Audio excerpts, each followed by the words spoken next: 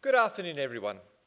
And before we begin proceedings, and on behalf of all of those present, I'd like to pay my respects to the Gadigal people of the Eora Nation. It is upon their ancestral lands that UTS now stands, and similarly pay respects to elders, both past and present, acknowledging them as the traditional custodians of knowledge for these places. And as I always say, knowledge is at the absolute heart of what we are as a university. The creation of knowledge, the dissemination of knowledge, the inspiring of the next generations of knowledge and how they can use knowledge to make the world a better place. And for me, that's emblematic of what we're celebrating here tonight. Wonderful academics, wonderful teams, wonderful colleagues who are inspiring people through their knowledge and how to use that knowledge to make the world a better place. So a very, very warm welcome to you all. Thank you for everyone who's here today, and also to all of those who are joining us via our ceremony live stream. I am absolutely delighted to be here. As you know, I say it every year, this is, I believe, the most important staff event in the UTS calendar, but I'm particularly pleased to be here this year, so we can really have it as a celebration of all the wonderful creative things we're doing, even when we are living in quite extraordinary times.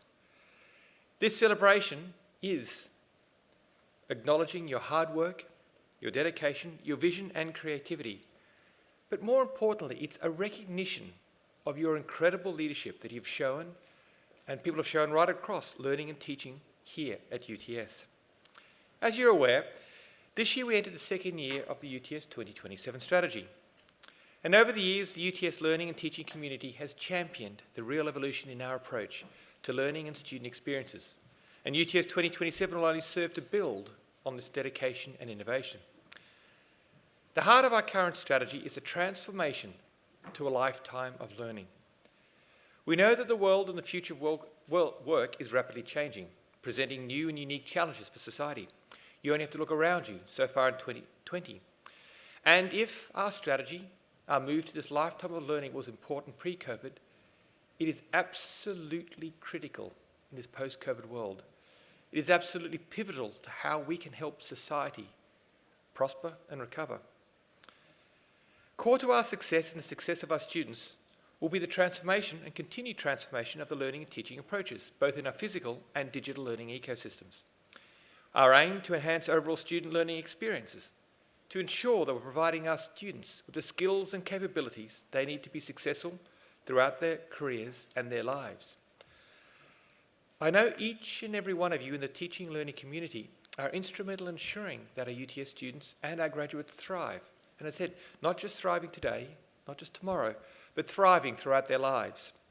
The recipients we recognise today, and importantly, their innovative work, are stellar examples of the innovation that we'll need if we do need to transform to this lifetime of learning. They all demonstrate approaches to learning and teaching that resonate strongly as well with learning futures. Some examples include developing risk awareness to promote sustainability, improving learning through self-discovery, enhancing the experience of internships, and empowering students to understand and apply Indigenous principles and protocols in a professional context. I do want to stress, of course, that today's recipients are not alone in their efforts. I am incredibly proud and deeply grateful to the hard work of our entire teaching and learning community right across UTS. Due to the pandemic, 2020 has been a year of massive disruptions to our normal teaching and learning. But it's also been a year of incredible innovation. True of many sectors, but certainly in teaching and learning, the pandemic fast-tracked a number of trends that society's been facing, that we have faced. But everyone has risen to those challenges and used as an opportunity to seize upon learnings from the last 6 months to reimagine what the future might hold. So now, by coming together as a community, sharing our experiences, we are not only sharing the knowledge across disciplines, but we're also fostering vision in others and deepening our own understanding. You all play an integral part in creating an inspiring learning environment for students. And I'd wholeheartedly like to again thank you for your ongoing contributions. One of the great joys of being a Vice-Chancellor is going to graduations. And just to see the faces of each and every one of the graduates as they come across, and then meeting them after graduations, and shaking the hand where, without exception, all the graduates that I talk to have a story about somebody who's changed their lives during their time at UTS, an academic or professional staff member who aided their learning, aided their journey, aided their self-discovery. So again, I thank you all for the wonderful work that you do, And I'd now like to introduce Professor Shirley Alexander, Deputy Vice-Chancellor Education and Students, who of course will commence our citations and award ceremony. Welcome, Shirley.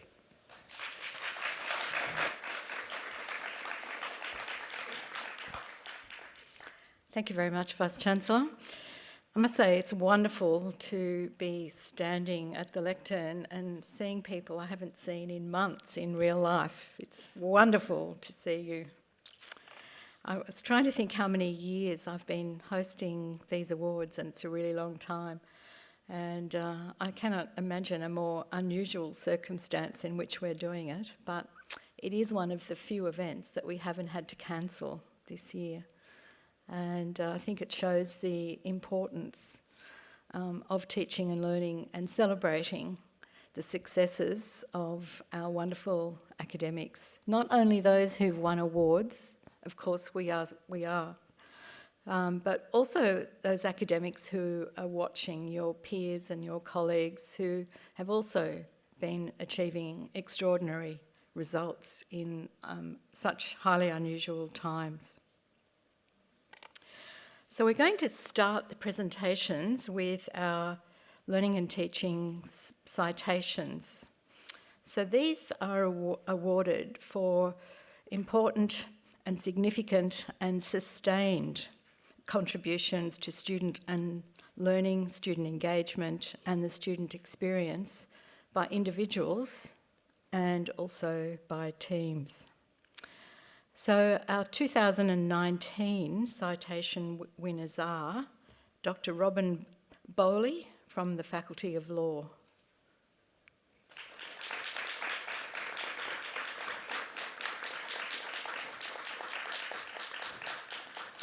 I'm not sure if he stayed long enough for a photograph. Did he? We'll do that again later. They need to take a photo of you. So. Sorry. My apologies. Dr.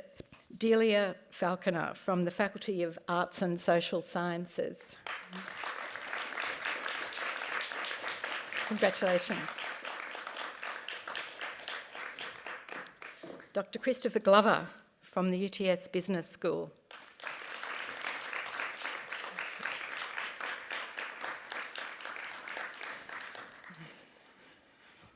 Now we have a team comprising of a wonderful citizen of UTS Teaching and Learning, Professor Paul Kennedy, Dr. Mukesh Prasad and Aidan Roberts from the Faculty of Engineering and Information Technology. Congratulations.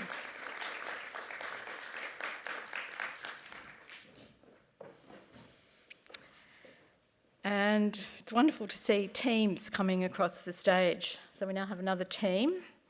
Dr. Paul Brown, Tyler Key and Janae Leslie from the Faculty of Engineering and Information Technology. And their colleague, Dr. Kat Kutay, is unable to join this evening. Congratulations.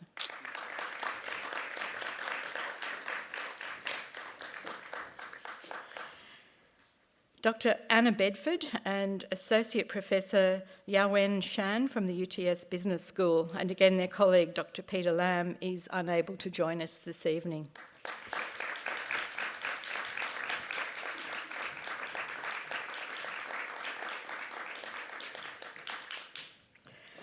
Now there are two other winners of citations, Dr. Babak Abedin from Engineering and IT and Dr. Christopher Croce from the Faculty of Law are also unable to join us this evening, but I hope they're watching online. Congratulations.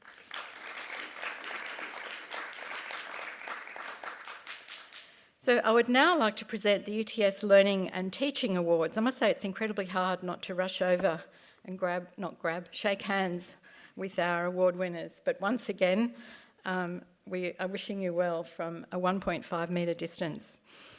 So these awards recognise innovation and excellence in learning and teaching in both undergraduate and postgraduate courses within the framework of the UTS model of global, research-inspired and practice-oriented education.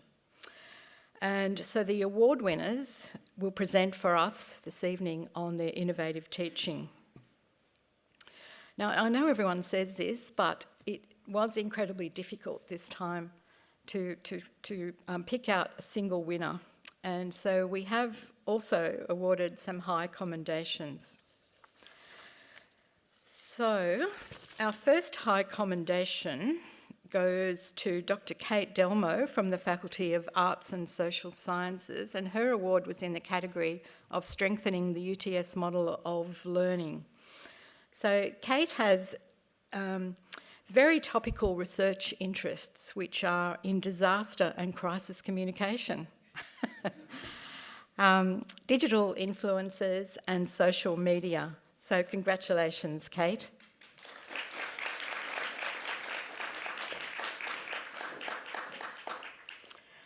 And our first award winner, and this is for our category of strengthening the UTS model of learning, is a team from the Faculty of Health, and it's Dr. Alison Cummins, Dr. Christine Catling, Dr. Deborah Fox and Dr. Vanessa Scarf.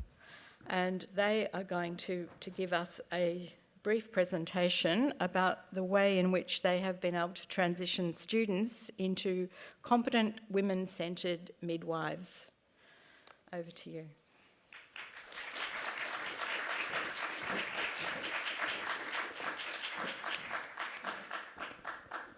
Thank you.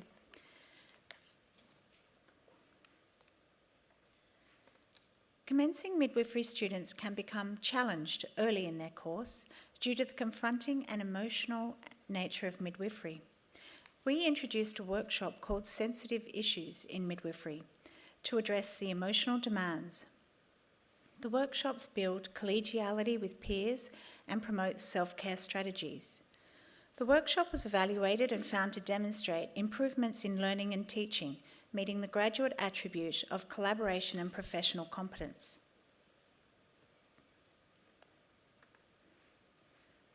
To address the challenges students face in regard to understanding research, we developed a suite of videos in the subject, translating research into midwifery practice.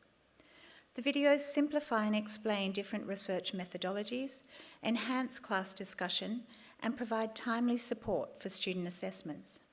Students say these videos help me understand research and how best to apply it. This project supports students to become professionally competent and enhance a UTS model of learning to be research-inspired.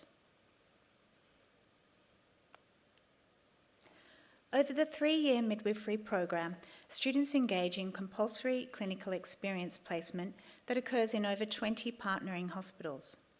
This experience is assessed in the hospital using the validated Australian Midwifery Standards Assessment Tool, the AMSAT. To assist our industry partners to complete the AMSAT, we developed 3 simulated assessment scenarios into short video clips. The videos now sit on the National AMSAT website as a resource for our industry partners. This project strengthens the UTS model of learning through practice-oriented education with industry engagement. Our best example of meeting the midwifery graduate attribute of woman-centred care is the students' continuity of care experiences. Midwifery continuity of care is defined as care provided to women through pregnancy, being on call for the woman's birth, and providing care during the early parenting period. We developed a 3rd-year workshop to prepare our graduates to work in continuity of care at the time of graduation. Our industry partners claimed that UTS positively prepares graduates to transition directly to midwifery continuity of care. Finally, in 3rd year, midwifery students undertake a subject called International Perspectives. Students organise and engage in a student-led conference focused on midwifery care in low and low to middle income countries. This subject and related assessment tasks meet the UTS model of learning professional practice in a global workplace. Students love the conference, and they always say they have a greater knowledge of midwifery on a global scale. Our award demonstrates a collaborative midwifery team-based approach to strengthening the UTS model of learning. Thank you.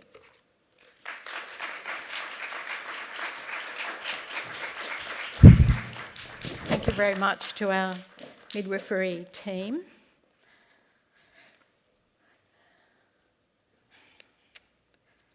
So I'm now pleased to present the award for Indigenous capabilities into the curriculum. And our winners are Dr. Megan Haywood and Dr. Natalie Krikowa from the Faculty of Arts and Social Sciences. Dr.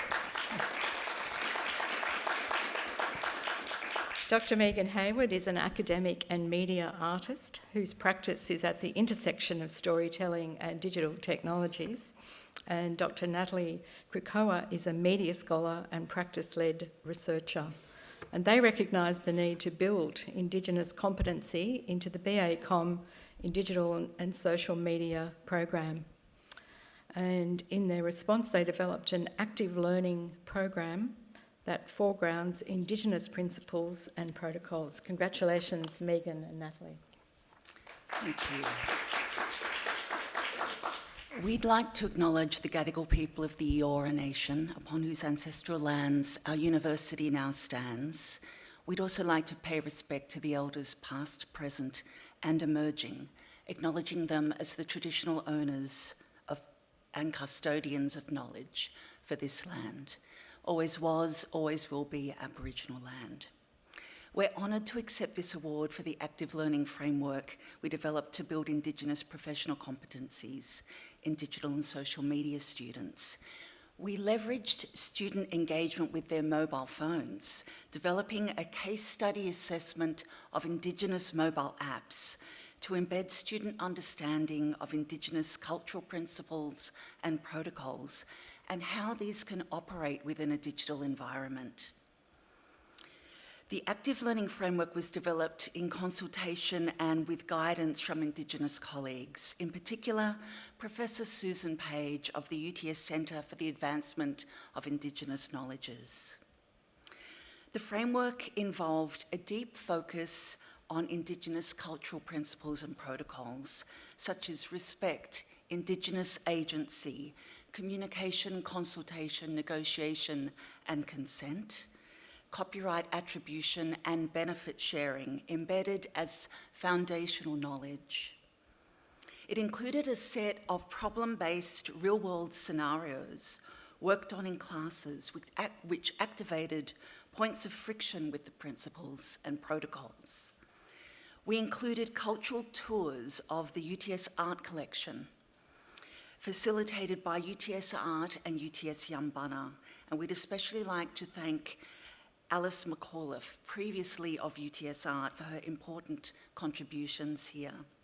And we filmed video interviews with leading Indigenous app developers Liam Ridgway and John Sorlow of NGNY Digital Agency to provide students with expert knowledge from Indigenous digital entrepreneurs. So students were able to select an app that ranged from health to education to language and culture. And by activating those principles and protocols, they were able to determine how those developers, some of which who were Indigenous and some who were non-Indigenous, were able to represent and communicate issues and ideas around Indigenous peoples, language, culture, and communities. Students reported back both informally and formally through the student feedback survey that they found the assessment to be helpful, but also very practical in terms of attributes that they would need as they emerge as graduates into their digital and social media careers. So we'd like to thank the rest of our Digital Publishing for Apps teaching team, our discipline colleagues, and again, the Centre for the Advancement of Indigenous Knowledges here at UTS. Thank you. Thank you.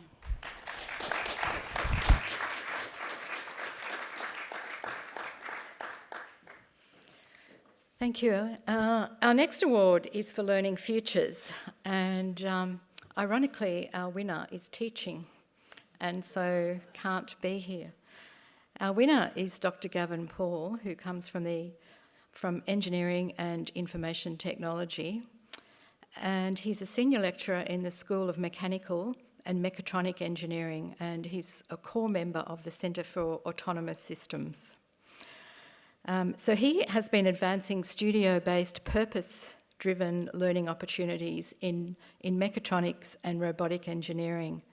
And he has provided personalised learning opportunities to students in a collaborative, well-supported online environment, which fosters deep learning and creativity. So because he couldn't be with us and he knew he was teaching, he has prepared a video acceptance of this award. Hi, my name's Gavin Paul, and I'm a senior lecturer of the School of Mechanical and Mechatronic Engineering in FEIT and a robotics researcher for the Centre for Autonomous Systems. I'm very proud of my students, and as they've trained to solve the engineering challenges of tomorrow, their enthusiasm and commitment and learning outcomes have been a constant source of energy for me. So while my students introduce and show their personalised learning outcomes from 41013 Robotics and 48622 Mechatronics 1, I'll briefly explain my take on Learning.Futures and why it resonates with me, and why it seems to work in my real and virtual classrooms. I developed from scratch the new subject 41013 Robotics in 2016 and coordinated it with the mission to inspire students so as to spark their desire to understand, not just remember. It's a journey into the world of robots. I had someone call me today with an idea. They needed to come up with a robot to help in the kitchen because too many people were crying on their onions. Do you struggle with bread? Do you enjoy stepping on Lego bricks? Are you sick of always needing to clean up the work desks inside the office? I'm thinking that we could probably make a robot. All right, let's get to work. When I was an undergrad, I used to travel hours each way to university to listen to long lectures given by unenthusiastic academics in front of well-worn slide decks filled with principles and formulas that I could have read at home or on the train. I loved engineering, but I wanted to build robots. A course filled with theories, principles, facts, and statistics may be necessary, but they are uninspiring. As much as I learned about engineering during those years of study, probably the most important thing I learned was about the power any leader has to cultivate or quash agency. When I decided to become a teacher, I wanted to be a source of agency for my students. Fortunately, when I became an academic in 2016, Learning.Futures had just launched, encompassing all the principles I wanted to include in my teaching, leveraging technology and online resources, shorter but far more valuable face-to-face time, and finding solutions for messy problems as we find them in the real world, not just as simplified theoretical examples we find in books. With the support of this program, I resolved to lead the change I wanted myself. Purpose-driven and project-based learning enables students to identify a solid why, which significantly increases their intrinsic motivation. Since 2017, I've coordinated 48622 Mechatronics 1. I've revamped the way it is delivered, assessed, and personalised to inspire students to engage and advance along their unique educational journey. The sage on the stage doesn't give students hands-on experience with programming and coding, and it certainly doesn't work for students with limited English proficiency. I created a concise, targeted online lecture series, and then I hold face-to-face classes called interactive sessions where students collaboratively solve problems. During this time, I have learnt as much from students as they've learnt from me, and I continue to be surprised by what the majority can achieve in a short space of time when they're really engaged. The content is challenging and the learning curve is steep, but deep learning is not about memorizing facts or passing exams. It's about engaging with material, synthesizing with personal experience, trying and failing and coming to a deeper understanding about the world. Due to the positive response by students to personalized learning in robotics in Mechatronics 1, I've also run 4 summer studios over the past 3 years and have been involved in developing a studio-themed Master in Robotics. Although I helped to set the tone in the early stages, in truth I've been supported by a huge team of outstanding tutors funded by UTS.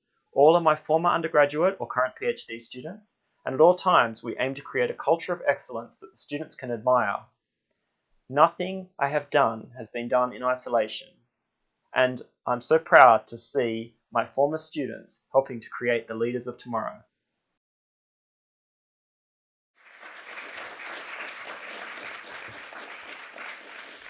How impressive was that? And I could think of a few ways in which I could use these robots too. Now, sometimes I meet people who make me feel lazy, and Rachel White, who's our next award winner, is one of those people. Rachel has won the award for teaching by a casual or sessional staff member. Rachel has been incredibly generous over the years in participating in the UTS learning and teaching community. She's won awards before, so I'm very well acquainted with the extraordinary work that she has undertaken over the years.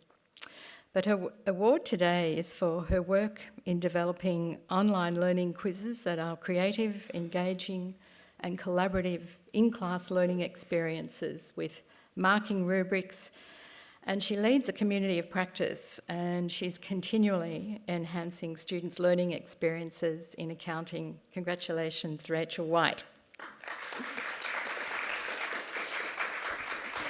Thanks, Shirley. As educators, we hold such a powerful, privileged position to shape the minds and the lives of our students. So we have a responsibility to make their learning experience the best it possibly can be. Excuse me, nervous, but that excites me. Not being nervous, getting our students learning. So I'm constantly thinking of ways that we can continually make our students' learning experience the best it possibly can be. So I've done a few things for this particular award, including developing online learning quizzes for our first year accounting students. Now, in particular, these are not multiple choice questions. They're designed to authentically replicate the accounting process so students can get feedback on what they need to be able to demonstrate. I've also been involved in creating marking rubrics across the accounting discipline group, so our students get a sense of continuity, for example, of how written work is assessed across all of our accounting subjects as they progress through their degree. And my favourite, developing engaging and collaborative tutorial experiences. For example, getting students to draw a Harvard case study or creating tangible objects that can frame our discussion and make our theory come to life. But I recognise I'm not the only one with amazing ideas, and that's why I have championed developing a tutor community of practice. I'm constantly having chats with my fellow Sessional academics, and they've got amazing ideas, but they just lack the confidence to share their ideas, especially because our jobs are so insecure. So I act as a tutor liaison between the Sessional academics and the subject coordinators, to give the tutors the confidence to build, test, share and embed their amazing ideas into our lesson plans. I also mentor both commencing Sessional staff, but also commencing full-time staff to UTS, and I share with them some of the ideas to engage the students in the classroom that I've picked up over the years. But I recognise as a casual academic, I don't actually have the power to implement any of my ideas because I'm a tutor, I'm not a subject coordinator. So I'm really grateful for the amazing support that I receive from the people that I work with, including Dr. James Wakefield, Dr. Kelly Wang, the inspirational Dr. Nicole Sutton, and I also wanted to take a special mention to Dr. Kathy Aher, who has given me incredible opportunities throughout my time here, without which I would not be standing here today. I also actually want to recognise the financial assistance of the University of the First and Further Year Experience grants and the social impact grants, without which a lot of these projects wouldn't actually have come to fruition. So for everyone who helped me win my award, I do want to finish by saying thank you so much.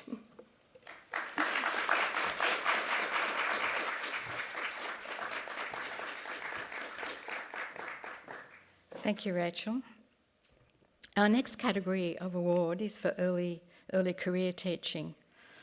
And a high commendation goes to Bernard Saliba from the Faculty of Health for inspiring and motivating first-year health science students. Bernard is a lecturer and early career researcher in the Centre for Public and Population Health Research, and through a combination of innovative development of curriculum, orientation activities and a careers-focused program, Bernard has given first-year health science students a sense of belonging, a sense of empowerment and career aspiration. Wonderful. Thank you so much, Bernard.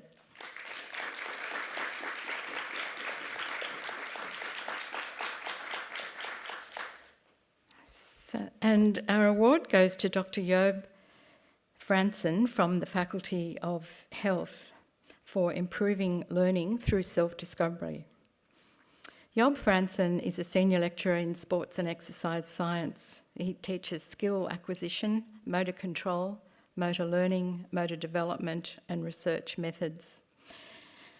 Job encourages students to develop self-directed and individualised learning approaches that help them become lifelong learners. Job cannot be with us this evening and has prepared a video presentation for his award.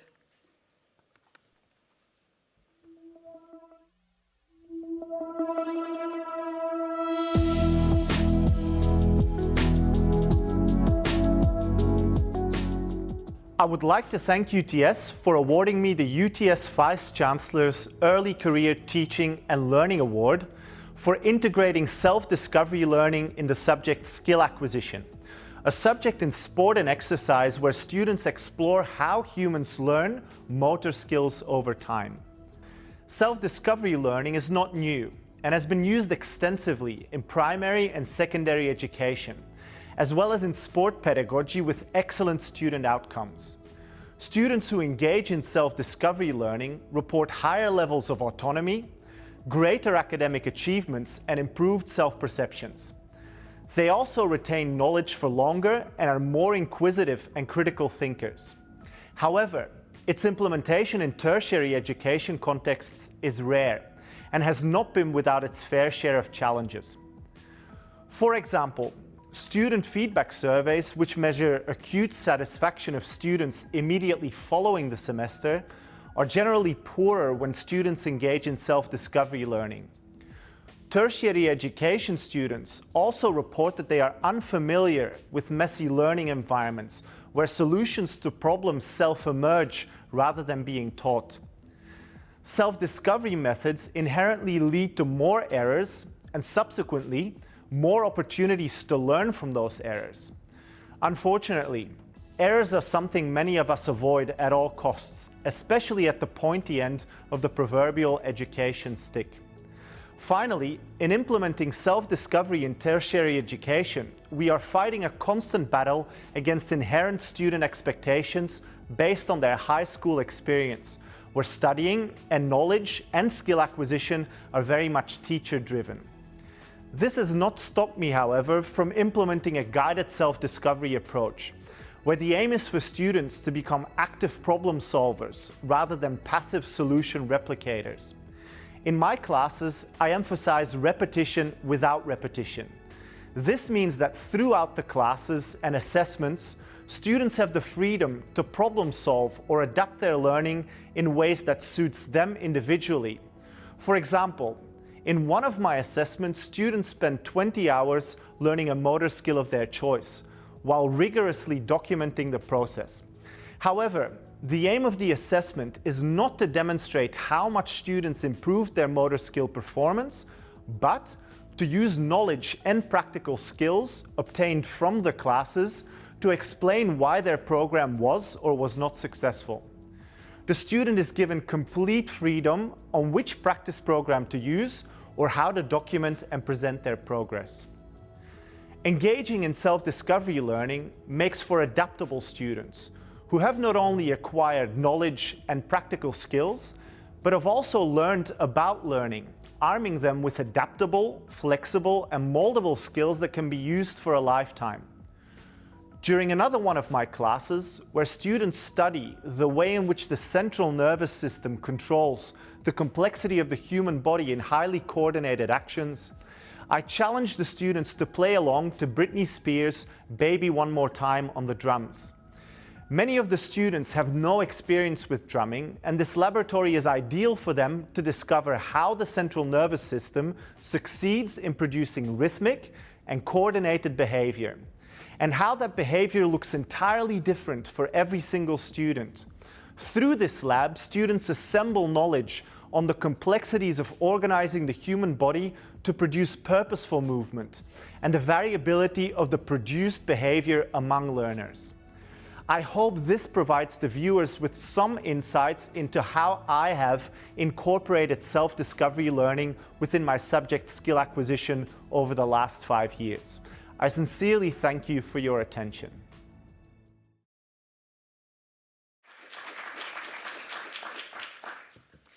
Well, I hope that Yob is able to watch this online, but I can absolutely identify with everything you said. Wonderful presentation, thank you. Our next award is for team teaching, and we have a team from the Faculty of Arts and Social Sciences, Dr. Christine Aquino, Cornelia Betzler, and Dr. Anne El-Khoury. Unfortunately, Anne is not able to be with us tonight, but congratulations, Christine and Cornelia. So our award winners teach global studies in the School of International Studies. Dr. Aquino's research is concerned with migration, multiculturalism, race and racism. Dr. El-Khoury is interested in globalisation 4.0, development, social justice, geography. And Cornelia is the school's work integrated learning coordinator. And together, through the introduction of innovative learning activities and resources, strategic partnership building with industry, and implementing efficient admin systems, they have improved internship opportunities and outcomes for FAS Global Studies students. Thank you.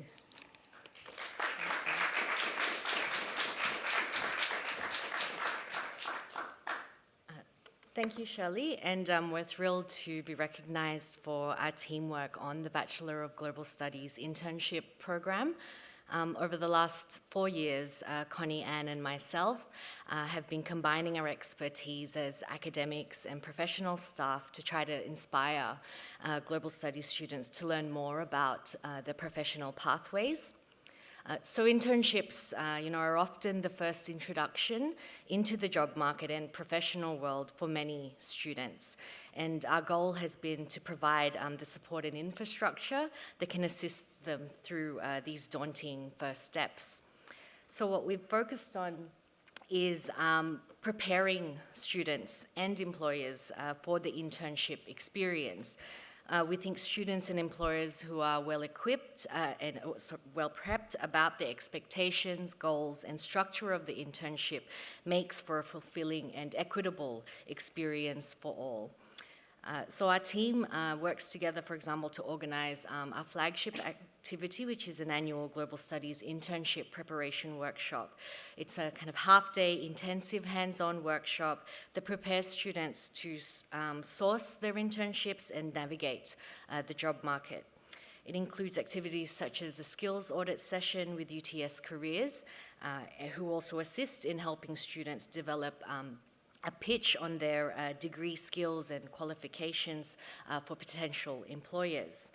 And we also assemble an exciting alumni employer panel who provide practical advice on strategies for finding internships, and employers in particular give valuable insight into what they look for in interns and graduates, which the students really appreciate and allows them to kind of gain confidence in engaging with professionals. We've also dedicated much time to developing a range of resources such as student and employer guides to improve and streamline communication between students, employers and the university. And the positive employer feedback reflects the outcomes from focusing on this preparation process, which has seen many return as regular internship hosts over the years. And most importantly, students have really valued the time invested in preparing them for the internship, because once the internship starts, they can focus on the important things, on skills development, expanding their professional networks, and as well developing their interests and passions. And it's that feedback from students that has really been the most rewarding for our team. So thank you again for recognizing our work.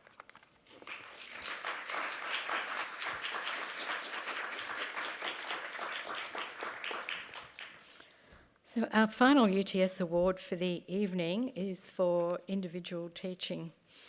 And I'm very pleased to invite Dr. Mohsen Nadapour to the stage. Mohsen is from our Faculty of Engineering and IT, and he has won his award for developing risk awareness in engineering students to promote sustainability. Mohsen is a lecturer at the School of Information Systems and Modelling and a core member of the Centre for Artificial Intelligence and the Centre for Advanced Modelling and Geospatial Information Systems. Mohsen applies practice-based and research-informed teaching in the risk management in engineering subject, and he has empowered engineering students to become risk-aware engineers who are ready to drive safe, reliable and sustainable futures. Congratulations, Mohsen.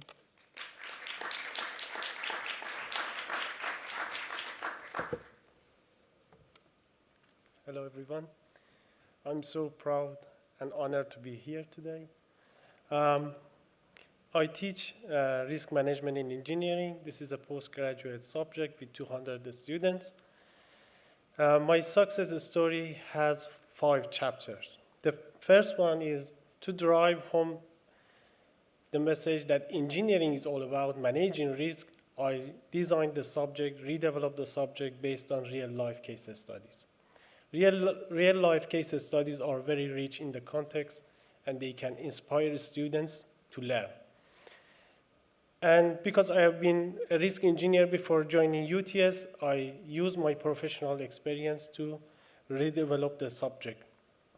And to maximize the interaction and learning for the students, I use a flipped classroom instead of traditional lectures.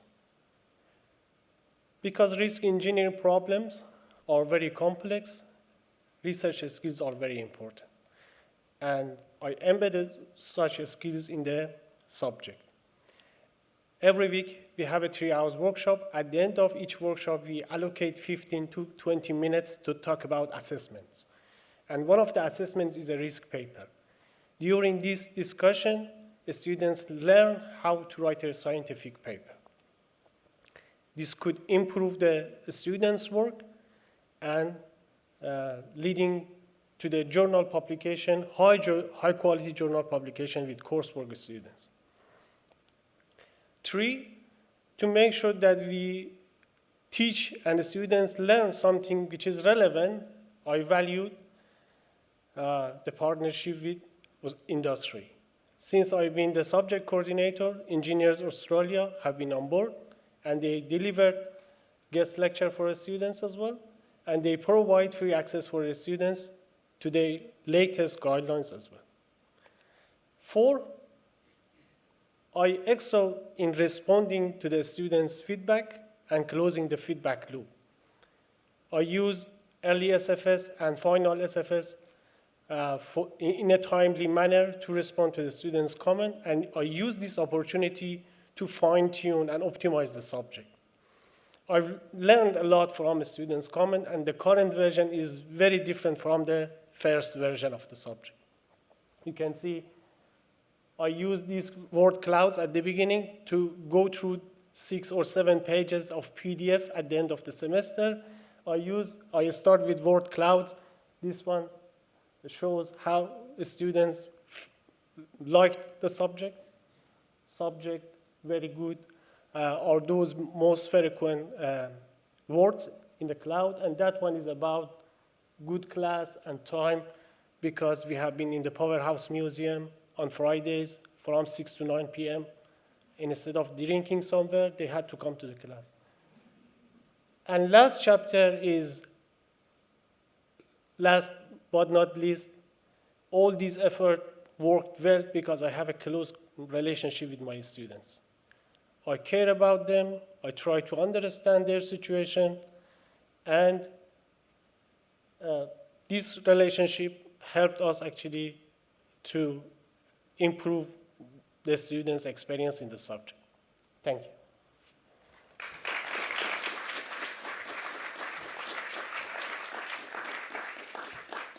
Thank you, Mosen. As some of you know, I spend many, many hours and weekends reading through student feedback. And I have to say, if I had to pick the top issue that comes out over and over again in terms of what students value, it's a relationship with their teacher and a sense that their teacher cares about them and their learning. So I think you just gave amazing evidence of the way in which you do that, Mosen, and why you're such a wonderful winner of our award. Congratulations. So that concludes our UTS Teaching Awards. But what you may not know is that there are also Australian awards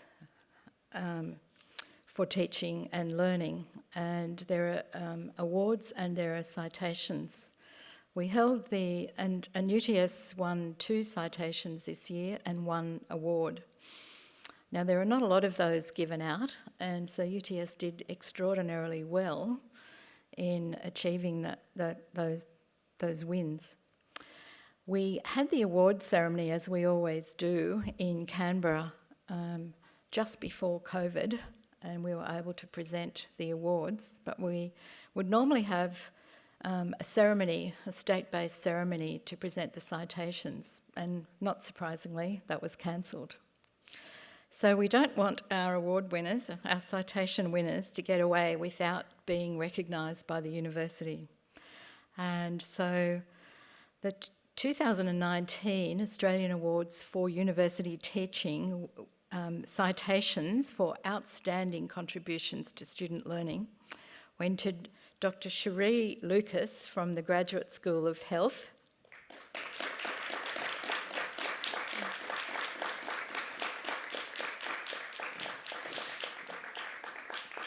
And Dr. Julia Pryor from the Faculty of Engineering and Information Technology. Unfortunately, she was not able to be here this evening. So who was our award winner? I think that, we only have about 4 categories. I'm the chair of the national panel. And I'm very pleased to say that Bemla Hunt and her team members from Transdisciplinary Innovation, Dr. Alex Bomba, Dr. Paul Brown, Amanda McGregor, Dr. Betty O'Neill and Beth Wilson, were the winning team for the Australian Awards for programs that enhance learning in the field of educational partnerships and collaborations with other organisations.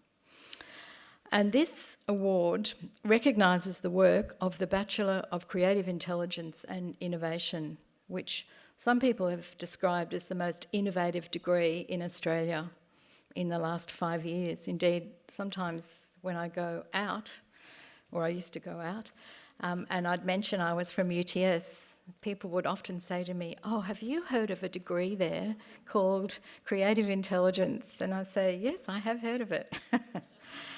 And so BEM has led that program over a number of years, and when I look at any statistic about teaching and learning, it always scores incredibly highly, and we know that the graduates are very highly sought after. So that we congratulate the team, first of all, on winning that award.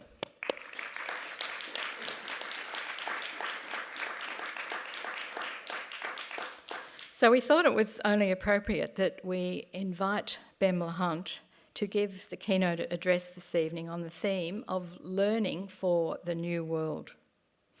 Bem is an international author and an expert in the field of creative intelligence. And over the past 3 decades, she has worked across a broad range of creative industries, from advertising and journalism to publishing and new media. She teaches creative thinking, theory and practice, and works with academics from across all of our faculties, as well as industry stakeholders. I'm very much looking forward to this, Bem, so I invite you to the stage.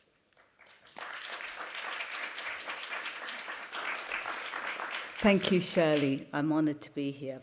And I'd also like to pay my respects to our Indigenous elders, brothers and sisters, past, present, emerging, from the bottom of my heart. Now, the title I'm working with today is Learning for the New World. I don't want to speak about learning in the new world. I don't wish to speak about Zoom backgrounds and our emergency shift to Canvas, because this has been the daily emotional labour of many incredible educators in this room today since they won their awards. We know this, I know this. I don't want to talk about learning in the new world because it restricts our thinking to an emergency and all the disorganisation and reorganisation that comes out of that and is associated with it. So instead, I'd like to talk about learning for the new world. I want to talk about what learning might look like for future students being born today during a global pandemic, their dreams, their needs, the world's needs in times to come. And I feel we need to have this conversation now, as they say you should never waste a crisis. They're rare, precious portals for us to catapult into new practices and paradigms, a moment for punctuated equilibrium, as the scientists say, or accelerated evolution. So, as I'm going to be talking about the future, I have a crystal ball. aka UTS Snow Globe, which was given to me by a very wise and visionary person, which I'll use. And in this crystal ball, I see two directions into the future. And it's strange, but one of these directions into the future is actually the past, representing everything going on the same as it ever did. I can't see too far down this path, but I see institutions clinging to structures that they know, the comfort of students continually needing the same type of education that they have valued for so long and know how to offer. My crystal ball tells me that there are many, many obstacles ahead for this university. Brands like Google stepping up as learning providers, taking the role of institutions, organizations offering in-house universities, students learning through a whole set of services and providers we have yet to understand. The other path in my crystal ball goes into the future not on a road, but through a network. There is no longer just a formal economy, but an informal economy of learning in this world. Learning happens absolutely everywhere. This network requires a completely new vision for the future, where learning supersedes education per se. A world where systems and individuals and networks learn together. Complexity thinker Nora Bateson claims that when most people think of learning, they think of it taking place in an institution. They think, we learn and they learn, but the culture doesn't learn. She begs to differ, and she asks, when you learn to play the violin, is it in the muscles or in the relationship to the music or teacher? Is it emotional or cultural or in relation to the history of that instrument? Where is the learning? Is it intellectual, relational, emotional, physical? It's in the relatedness of all of these. So similarly, the boundaries are merging between universities, between students, academics, industry partners, government, community partners. And there is plenty of learning happening at the porous edges. In the research we do into transformative learning in the Faculty of Transdisciplinary Innovation, we call this the liminal third space, where our industry partners, academics, students, professional staff all learn together. And note the idea of liminality here, this learning in between. Because in this new world, there will be learning happening at the porous boundaries. Then there's an individual learner, networked, complex, likely to have these 17 jobs supposedly across 5 completely different sectors. Will they learn through their organization's in-house university? Or do they have degrees that take place over 20 years? What stories will they be weaving from their lives as they move from work, say, in a management consultancy to become founder of a startup, to working in healthcare, to perhaps even working in a new kind of aviation industry that we have yet to imagine or encounter? And in the future, knowledge itself will be more transitional than ever. Even now we have leading professor at UTS who's contributed at the top of their field, going back to 101 classes in their own discipline. So how will we manage learning, lifelong learning for our academics, as well as the public, as well as our systems? So much is changing so fast that some writers like Ron Barnett have said that in the face of such super complexity, we can no longer focus on knowledge or epistemology, but we must focus on being or ontology. I often wonder what the university system would look like if we created a curriculum for being at the center of learning as a unifying system of study. For the past 7 years, we've experimented with this in a degree that Shirley mentioned, the Bachelor of Creative Intelligence and Innovation. In this degree, we have students from 25 different degrees from all of our faculties learning together. It's a transdisciplinary degree. The degree has to be a curriculum for being, because how can we possibly focus simply on knowing or knowledge when we have 25 disciplines to explore? We'd never get to any depth. So instead, we focus on the knower, not the many knowledges, the sense maker, the learner, building skills in creativity, collaboration, problem solving, complexity thinking, change making. It's a degree in joining up the dots between disciplines to see the bigger picture, to find a bigger purpose, and become a bigger human.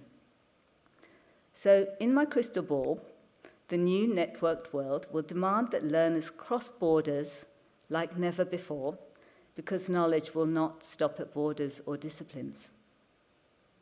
If the past few months have taught us anything, it's that knowledge does not stop at all at these borders.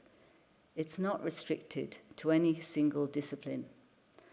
This challenge that has separated us into postage-sized Zoom compartments on a screen and separated us into our homes and left our classrooms empty, this challenge has not stopped our learning. Have we stopped learning? Absolutely not. We've had to learn more rapidly than ever about so many things, not just about the science of a virus, but the sociology of a new world, the psychology of separation, the architecture and its affordances as we separate into our different spaces, the technology that will help us connect, the changing laws that might keep us safe, the politics that constrain us, and the narratives that will guide us through to better times. Whether you describe yourself as creative or not, this crisis requires all our creativity as a species to tie together the dots of these different domains of knowledge. And Steve Jobs once said that creativity, if it's about anything, it's about tying together the dots. Since lockdown started, we've had to think beyond our comfort zones in the liminal spaces between the disciplines. So transdisciplinarity, what is it? UNESCO gives us a very simple definition. They describe a dinner party as a metaphor. So if monodisciplinarity is like organizing a dinner party where everyone brings a dish, we've all been to one of these. Cross-disciplinarity might be like, hey, let's share a theme, let's do Mexican. You bring the guacamole, I'll bring the chips, and so on. Transdisciplinarity is like planning, cooking, and eating together. So I'd like to step you into this dinner party for a moment and into a new university that plans, cooks, and eats together. In this new university, not only will our learners and institutions have to cross borders, but our teachers will too. Future academics won't simply speak a single language, that of face-to-face teaching or that of online teaching. Neither will they be encouraged to speak the language of only one discipline. We'll all have to be multilingual to stay connected and relevant. We might even have to think about ourselves primarily as learners, not primarily as experts.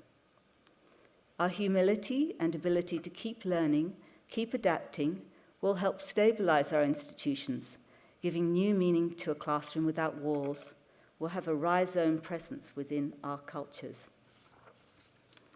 Most importantly, in order to adapt and impact on our systems, in order to meet the needs of the children being born today during a world crisis, we will need to care very deeply about what we do.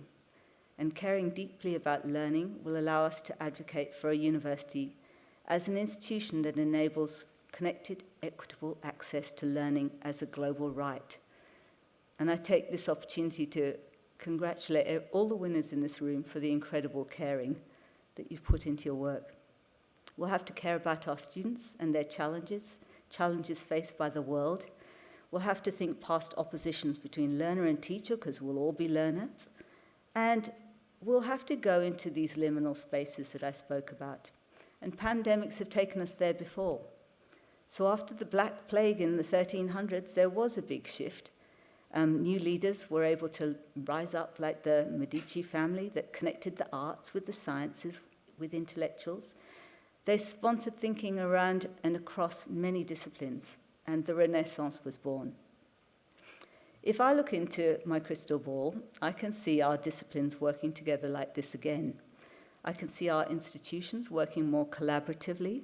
I can see us raising the water level together. moving from ego to eco. And what does it look like? Well, if I give my ball a little shake, it looks like silver snowflakes falling from the sky. It looks like academic bonnets thrown into the air, falling on freshly mown graduation lawns. It feels like heartfelt fun and deep gratitude, and most significantly, purposeful learning for human and non-human thriving. So thank you to the people in the room who are true believers in this vision and work hard to maintaining learning as sacred. Thank you for listening to me, and congratulations to our award winners.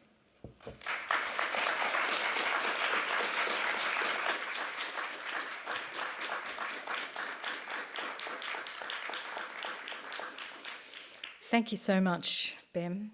At the moment, if you read around the world, you see there are many competing narratives for what learning for the new world might be. And one such narrative that's gaining interest is one that says, imagine MIT pairing up with Google or Apple and just doing all the teaching in the world. And I always assure people that will never happen. Because of what I said earlier, is that that's not what students want. They want to have a relationship. We are social beings. But as we navigate our future, I hope that our planning for what we do next, because indeed we don't want to waste a good crisis either, and we are looking at where we go in the future. But I hope it is more like a dinner party where we all plan together and we cook together and we enjoy the fruits together. So thank you so much, Bem, for that wonderful address. And thank you to all our award winners for sharing your practice. And I hope that leads to, and I'm going to use a term from Ben's presentation, I hope it leads to accelerated evolution of those teaching and learning approaches at UTS. So thank you to everyone for attending our Learning and Teaching Awards. But before I close, I just want to recognise the team who've actually done all the work in putting this together. It's actually much easier organising a regular Teaching and Learning Awards ceremony. Organising a hybrid ceremony is way more difficult, and they just happen to be standing right here. So thank you so much to Philippa Scott, who's led the team, Ruby Seward. I know Phoebe is here somewhere, and her team, who are standing in the dark, so I can't quite see who they are, but thank you as well. So to everyone watching from home, thank you for tuning in, and thank you and good night. Unfortunately, there are no drinks, but there is a gift bag for you to take home and enjoy a little celebration at home. But can I ask the Citation Award and Commendation winners to please stay for photos, and I'll now hand over to the events team.